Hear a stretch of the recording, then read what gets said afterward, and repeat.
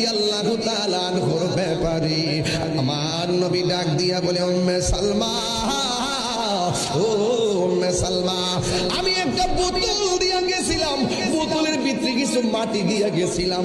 আমি তোমারে বলছিলাম যেই দিন বোতলের মাটিগুলো রক্ত হয়ে যাবে, যেই দিন বোতলের মাটিগুলো লাল হয়ে যাবে, এই উম্মে সালমা, ওই দিন মনে করবা আমার নাতি শহীদ হয়ে গেছে। একটু মেহেরবানি করে বোতলের মাটিগুলা দেখো না। এবার উম্মে সালমা বলে, ইয়া রাসূলুল্লাহ, ইয়া হাবিবাল্লাহ, নবী গো, ও মায়ার নবীজি, আপনি আমাকে বলছেন মাটির খবর নেওয়ার জন্য, কিন্তু আমি আপনার কাছে জানতে চাই আপনার দাড়ি মুবারকে কেন